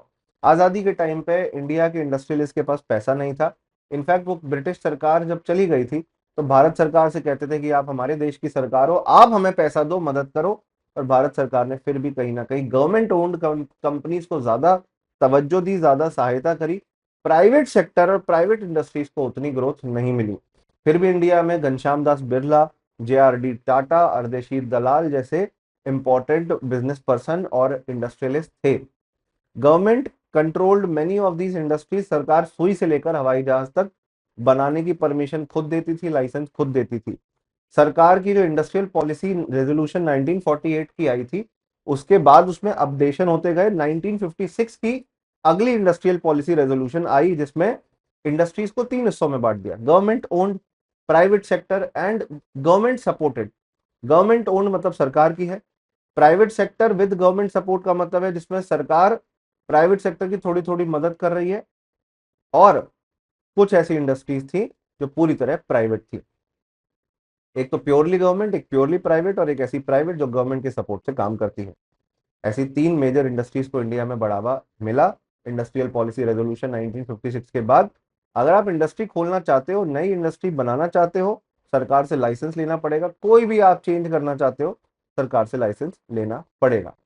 गांधी जी के सिद्धांत पर इंडिया में हमने khadi village and industries committee भी बनाई, जो village and small scale industry committee, Karve committee भी कही जाती है। कार्वे इसके अध्यक्ष थे जिन्होंने गांधी जी के सिद्धांत को एक्चुअली इंप्लीमेंट करने के लिए सजेशन दिया। गांधी जी कहते थे बड़ी बड़ी इंडस्ट्री और बड़ी बड़ी फैक्ट्रियों से ग्रोथ नहीं होती है, small scale industry, small scale factories ही देश की ग्रोथ में कंट्रीब्यूट कर सकते हैं, और एक्चुअली में रूरल डेवलपमेंट इससे क्रिएट हो सकता है। तो स्मॉल स्केल इंडस्ट्रीज, जो आज हम micro small medium enterprise MSME कहते हैं, जिसको भारत सरकार जितना सपोर्ट करती है ताकि वो जॉब ज्यादा क्रिएट करे, ताकि वो इंडिया के बाहर सामान एक्सपोर्ट ज्यादा करे और देश को पैसा कमा के दे, तो उसको बढ़ावा देना हमने उसी समय शुरू किया था। इनवर्ड लुकिंग ट्रेड स्ट्रेटजीज, हमने अपने देश को एक तरीके से क्लोज करना शुरू किया था। हम कहते थे कि दूसरे देशों से सामान खरीदने के बजाय इंडिया को इंपोर्ट सब्सटीट्यूशन करना शुरू करना होगा। इंपोर्ट सब्सटीट्यूशन का मतलब है दूसरे देशों से खरीदने के बजाय यहाँ पे बनाओ, इंडिया में ही उसे क्रिएट करो। हम इंपोर्ट्स, जब हम बाहर से कुछ खरीदते थे उस पर टैक्सेस बहुत लगाते थे। भारत सरकार बाहर से कितना खरीदोगे, किस प्राइस पे खरीदोगे, कोटा तक, प्राइस तक सब फिक्स कर देती थी ताकि हम अपनी इंडस्ट्री को प्रोटेक्ट कर सकें। अगर इंडिया में कोई सामान लेकर आना है जो फॉरेन मेड है, उसको महंगा नहीं किया तो लोग तो धड़ल्ले से खरीदते रहेंगे और इंडिया में बनाएंगे नहीं। तो फिर इंपोर्ट सब्सटीट्यूशन कैसे होगा, बाहर से सब्सटीट्यूट कैसे करोगे? इंपोर्ट सब्सटीट्यूशन मतलब बाहर से खरीदने के बजाय इंडिया में बनाना। इसलिए इंपोर्ट सब्सटीट्यूशन को बढ़ावा दिया, और फायदा ये रहा कि आज़ादी के टाइम पे हमारा देश जो इंडस्ट्री के लेवल पे 13% ग्रो कर रहा था, वो बढ़कर लगभग 25% हो गया था 1991 में, जब हमने LPG रिफॉर्म्स करे, all thanks to the industrial policies of the government. But एक चीज यहाँ पे है कि ये ज्यादातर इंडस्ट्रियल ग्रोथ गवर्नमेंट कंपनीज ही कर रही थी, फॉरेन कंपनीज को आके काम करने की पूरी आजादी थी नहीं। वो आजादी 1991 के बाद मिली, जिसको अभी हम देखने जा रहे हैं। सरकारी कंपनियों का क्रिटिसिज्म ये था कि कई सारी लॉस मेकिंग थी, सरकार से लाइसेंस लेना पड़ता था हर एक छोटी चीज के लिए, अगर प्राइवेट सेक्टर कुछ काम भी करना चाहता है। सरकारी कंपनियों के अंदर इन एफिशिएंसी थी, लोग पूरे एक्टिव होकर काम नहीं कर रहे थे या कर पा रहे थे। और हम एक ऐसे जमाने में आ गए थे जहां पे सिर्फ सरकारी कंपनियां ही नहीं, प्राइवेट सेक्टर भी देश की ग्रोथ के लिए बहुत कंट्रीब्यूट कर सकता है। कंज्यूमर्स की डिमांड करने का तरीका चेंज होता गया, कंज्यूमर्स ने बदलाव की मांग रखी, फॉरेन मेड प्रोडक्ट्स की मांग रखी। पैसा जैसे जैसे, इनकम जैसे जैसे लोगों की बढ़ रही थी, वैसे वैसे लोग चाहते थे कि उनके पास बेटर क्वालिटी प्रोडक्ट्स आए। और हमने LPG रिफॉर्म्स जो करे, उसके बाद यही हुआ, इकोनॉमी का पूरा स्ट्रक्चर ट्रांसफॉर्म हो गया, जो कि हमारा chapter 3 LPG liberalisation, privatisation and globalisation के अंदर हम देखेंगे। देखिए, हालत ये था कि 1970s और 80s के अंदर इंडियन इकोनॉमी मेजर क्राइसिस का सामना कर रही थी। हमें दूसरे देशों से उधार लेना पड़ता था, सो मच सो कि हमें कर्जदार होना पड़ता था। We had to be dependent on other countries. हमें अपना सोना तक गिरवी रखना पड़ा था बैंक ऑफ जापान और स्विट्जरलैंड के बैंक के आगे। अब उधार लेके बैठे, उधार चुकाने की हैसियत है नहीं, सिर्फ 2 हफ्ते का, 14 दिन या 15 दिन का पैसा बचा था, जिसे हम इंपोर्ट कवर कहते हैं। इंपोर्ट कवर का मतलब है कि जो हमारे पास फॉरेन करेंसी हमारी तिजोरी में पड़ी है, भाई आप US से कुछ खरीदने जाओगे, वो डॉलर में पेमेंट मांगेगा, सऊदी से तेल खरीदने जाओगे, वो डॉलर में पेमेंट मांगेगा, तो तिजोरी में डॉलर भी तो होना चाहिए, डॉलर, पाउंड, यूरो, ये करेंसीज भी तो होनी चाहिए। 14 से 15 दिन का ही सामान खरीद सकते थे, इतनी पैसे, इतनी ही करेंसी बची थी। वहां से हम खुद को चेंज करके लाए, because it fell to a very low level, a very critical level. India में कई सारे नेसेसरी गुड्स एंड सर्विसेज के प्राइसेस बढ़ गए थे। सरकार ने ये सारी प्रॉब्लम सॉल्व करने के लिए वर्ल्ड बैंक और आईएमएफ से मदद मांगी। $7 बिलियन की मदद मिली भी, और उन्होंने कंडीशन हमारे आगे रख दी कि जैसे फॉर एग्जांपल मैं अगर कुछ ऐसी चीज जो नुकसानदायक है खाए जा रहा हूँ, शराब पिए जा रहा हूँ, सिगरेट पिए जा रहा हूँ, तो मेरी तो तबीयत खराब होगी, तो डॉक्टर बोलेगा ना इस चीज को छोड़ दो। वर्ल्ड बैंक और आईएमएफ भी डॉक्टर ही मान लीजिए, वो भी कहेगा कि आपको कुछ चीजें छोड़नी पड़ेंगी और कुछ सुधार करने पड़ेंगे। अगर हमारी बात मानोगे तभी हम आपका इलाज करेंगे, तभी आपकी मदद करेंगे। तो इसी तरीके से जब इंडिया 1990 1991 में बैठा था, वर्ल्ड बैंक और आईएमएफ ने हमारे ऊपर कंडीशंस रखी कि इंडियन इकोनॉमी जो अभी तक इनएफिशिएंट तरीके से ग्रो हो रही थी, तो ग्रोथ किस बात की थी, इंडिया के अंदर एग्रीकल्चर, इंडस्ट्री, सर्विस सेक्टर, तीनों की परफॉर्मेंस काफी पुअर थी, और हमारे खर्चे ज्यादा होते थे हमारी इनकम के मुकाबले। और खर्चा करना हमारी नेसेसिटी थी, क्योंकि देश में डेवलपमेंट लाना चाहते हो, देश में बेरोजगारी कम करना चाहते हो, गरीबी कम करना चाहते हो, बढ़ती हुई पॉपुलेशन का पेट भरना चाहते हो, तो आपको खुद से ही पैसा खर्चना होगा। सरकार को पैसा खर्चना पड़ेगा ही पड़ेगा। सरकार का टैक्स कलेक्शन बहुत कम होता था, सरकारी कंपनियां लॉस में चल रही थी, तो हम एडिशनल रेवेन्यू क्रिएट नहीं कर पा रहे थे। रेवेन्यू या जो पैसा हम कमाते थे वो उतना पर्याप्त था नहीं, इसलिए हमें उधार लेना पड़ रहा था।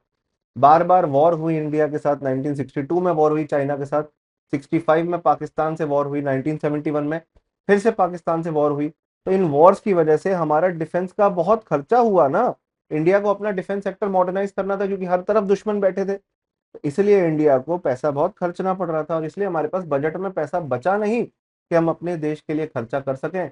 To much money was going in to these areas. इसके अलावा हमारा रुपया भी कमजोर होता जा रहा था, हम बहुत ज्यादा इंपोर्ट करते थे, पेट्रोल प्रोडक्ट्स, गोल्ड हो गया, इलेक्ट्रॉनिक हो गई, दवाइयां हो गई, दूसरे देशों से इंडिया खरीद के लाते थे। एंड साइमल्टेनियसली इंडिया एक्सपोर्ट ज्यादा कुछ करता नहीं था, हमारी एक्सपोर्ट ड्रिवन इंडस्ट्री डिक्लाइन कर रही थी कि हम इंडिया के बाहर कुछ सामान बेचे हैं, उससे हम दूसरे देशों की करेंसी कमाएं। अल्टीमेटली क्या है कि आपको अपनी तिजोरी भरनी है, तिजोरी के अंदर फॉरेन करेंसी भरनी है। आपके पास पैसा नहीं है, दूसरे देशों को सामान बेचो और वहां से कमा के लाओ ना। और जो कमी थी हमारे पास, इसलिए हमें आईएमएफ और वर्ल्ड बैंक की कंडीशनैलिटीज मांगनी पड़ी, हमें स्ट्रक्चरल रिफॉर्म्स क्रिएट करने पड़े, हमने इकोनॉमी को शॉर्ट टर्म स्टेबलाइजेशन की तरफ ढकेला ताकि महंगाई कम हो, हमारा कर्ज थोड़ा कम हो, but long term structural reforms हमने इंट्रोड्यूस करे।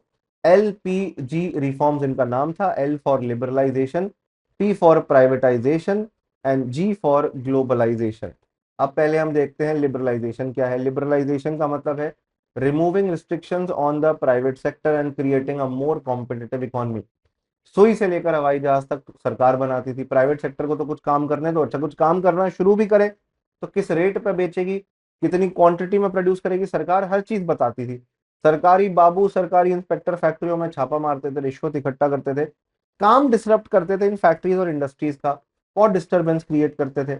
यही फैसले लिए कि ये लाइसेंस लेने की अब आवश्यकता कम पड़ेगी, ये इंस्पेक्टर नहीं मारा करेंगे आपके फैक्ट्री में छापा, आपको खुद से टाइम टू टाइम बताना है कि कुछ गलत तो नहीं कर रहे हो। और इसके अलावा इंस्पेक्टर जो आते हैं ना, रोक दिए जाएंगे। इसके अलावा कोटा, सरकार कितना तुम्हें बनाने की परमिशन देती थी तुम्हारी फैक्ट्री में, वो भी खत्म। प्राइवेट सेक्टर अब जितना प्रोडक्शन करना चाहती है करे, अपनी इच्छा से बेचे, ज्यादा से ज्यादा पैसा कमाए। तो ये था लिबरलाइजेशन। साथ साथ हमने प्राइवेटाइजेशन समझा, जो सरकारी कंपनी लॉस में थी उनको प्राइवेटाइज करो।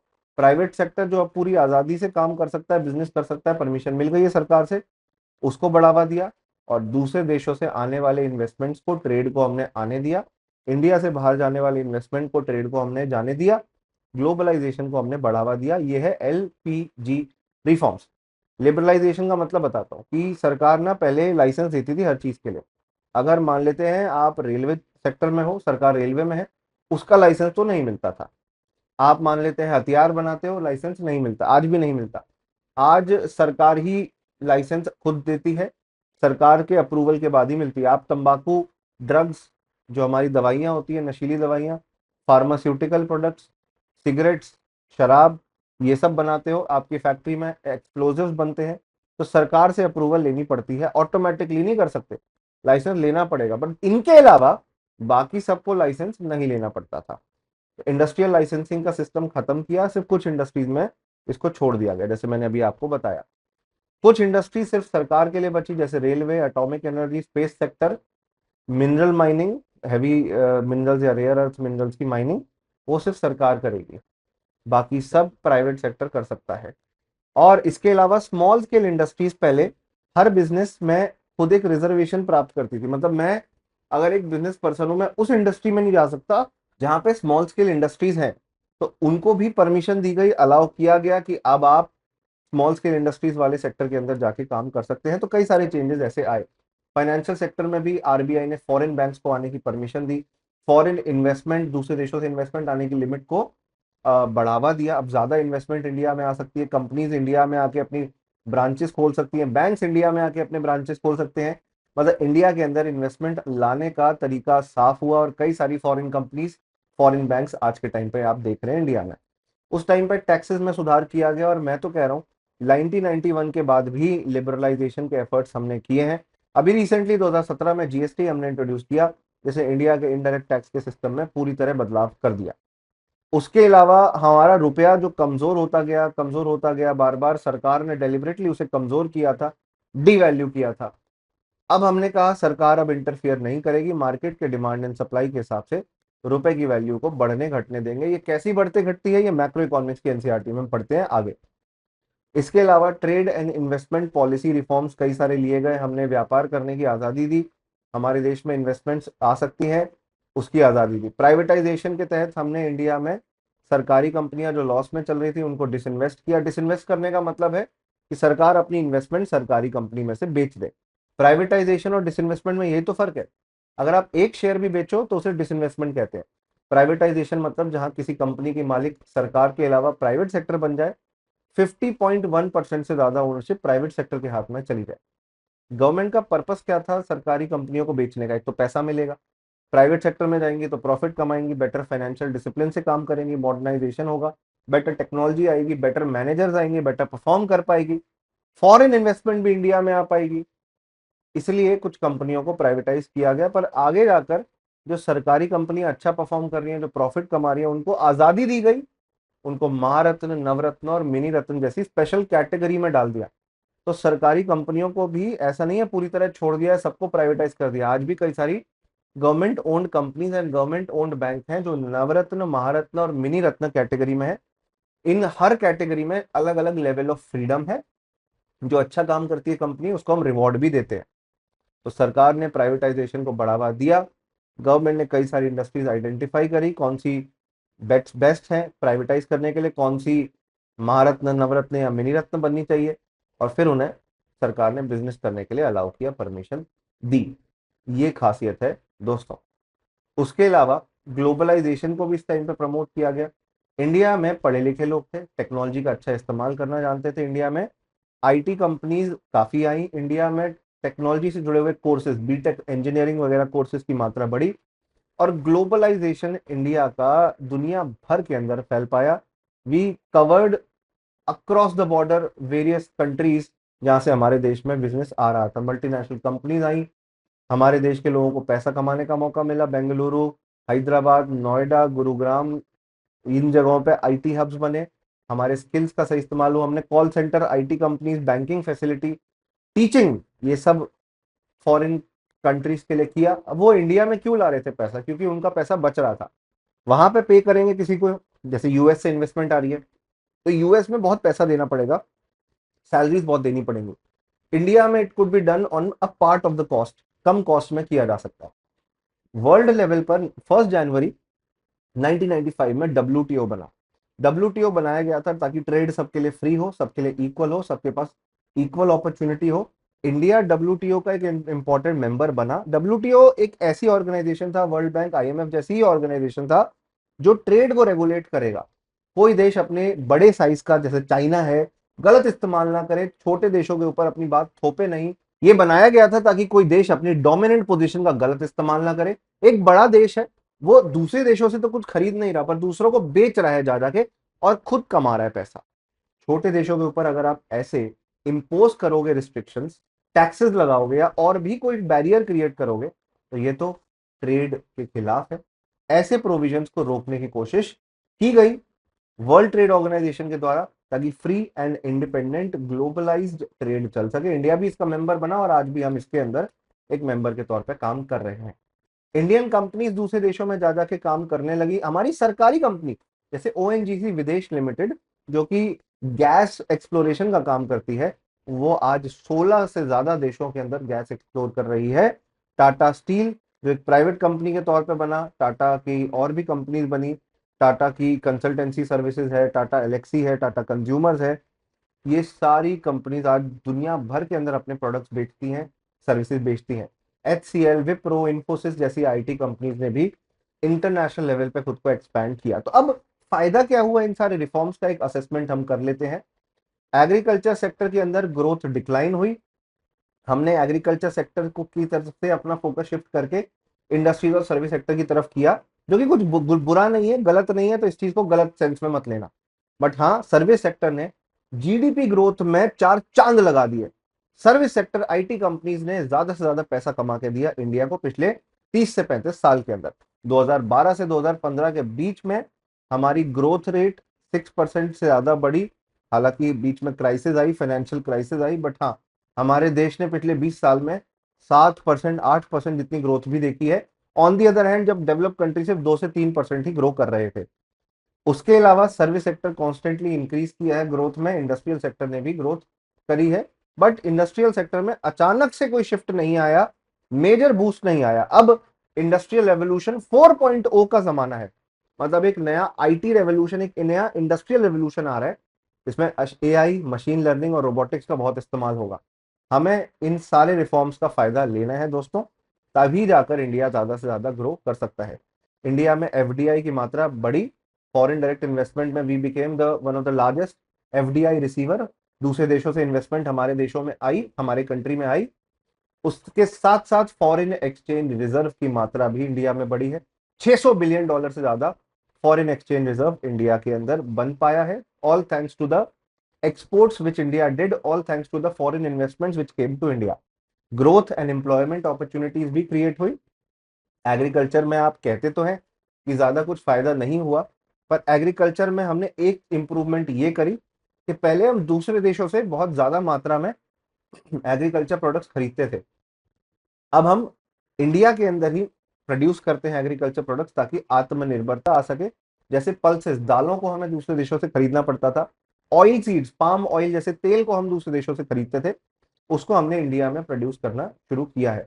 हमने अपना फोकस कैश क्रॉप्स की तरफ रखा, बट फूड ग्रेन्स पर भी हमने काफी ज्यादा फोकस रखा है। बट एक प्रॉब्लम हमेशा रहती है, हम कहीं ना कहीं कैश क्रॉप्स को ज्यादा उगाते हैं, जो हमारे फूड ग्रेन्स के ऊपर प्रेशर क्रिएट करता है। भाई, ये जमीन तो उतनी है, या तो आप उस पर गेहूं उगा लो या तो गन्ना उगा लो, choice is yours. Moving to the reforms in the industrial sector, industries की ग्रोथ थोड़ी स्लो रही, क्योंकि दूसरे देश से बनाए गए चीप प्रोडक्ट्स इंडिया में आ रहे थे। कोरिया हो गया, जापान हो गया, चाइना हो गया, इन देशों से बनाए गए प्रोडक्ट्स इंडिया में आ रहे थे। Huge competition was there from the foreign goods.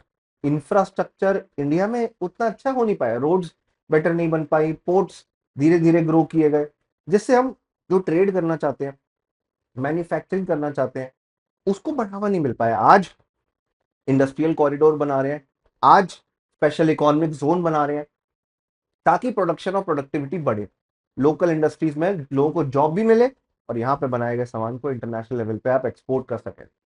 Tariff और नॉन टैरिफ बैरियर्स इंडिया के प्रोडक्ट्स पे दूसरे देश लगाते हैं, इसलिए इंडिया अपने प्रोडक्ट दूसरे देशों में ज्यादा क्वांटिटी में बेच नहीं पाता। On the other hand, our dependency on these countries, जो हमें सस्ता सामान बेचते हैं, where we are buying cheaper products, जैसे चाइना हो गया, ये हमारे देश के लिए प्रॉब्लम क्रिएट करता है, जिसको हमें धीरे धीरे कम करना होगा। डिसइन्वेस्टमेंट हमने करी, सरकारी कंपनियों के शेयर्स प्राइवेट सेक्टर को बेचे। Air India is the latest example, ताकि सरकार एक तो लॉस खत्म कर सके, कट कर सके, और कुछ पैसा रेवेन्यू के तौर पे क्रिएट कर सके। इसके अलावा रिफॉर्म्स हमने करे, फाइनेंशियल पॉलिसीज में हमने चेंज किया, फिस्कल पॉलिसीज में हमने चेंज किया, टैक्स के इंसेंटिव्स प्रोवाइड करे इंडियन इंडस्ट्रीज को, जिससे क्या होगा, इससे इंडियन कंपनीज भी डरेंगी नहीं इंडिया में काम करने के लिए, वो ये नहीं देखेंगे कि इंडिया में तो बहुत ज्यादा टैक्स है, उनके सामने कम टैक्स ही होगा, जो अल्टीमेटली फिर काम करके पैसा कमा के देश के डेवलपमेंट में कंट्रीब्यूट कर पाएंगे दोस्तों। तो ये सारे रिफॉर्म्स हमने इंडिया में इंट्रोड्यूस करे। All right, guys, this is where we depart in this session. We have studied the important parts of the 11th class NCERT. बाकी चैप्टर जो हमारे ह्यूमन कैपिटल हो गया, रूरल डेवलपमेंट हो गया, एनवायरमेंट हो गया, बाकी चैप्टर्स उतने इंपॉर्टेंट नहीं है जितने ये 3 चैप्टर थे जिनको हमने कम से कम टाइम में आपके सामने रखा है। सो वीडियो को लाइक जरूर कर दीजिएगा, और अगर आप ऐसी और वीडियोस चाहते हैं तो आप जरूर से फीडबैक अपना कमेंट बॉक्स में लिखिएगा। And not just that, if you want the PDF, you can download with the link in the description. You can go and fill the form. Thank you for watching the video. Good luck.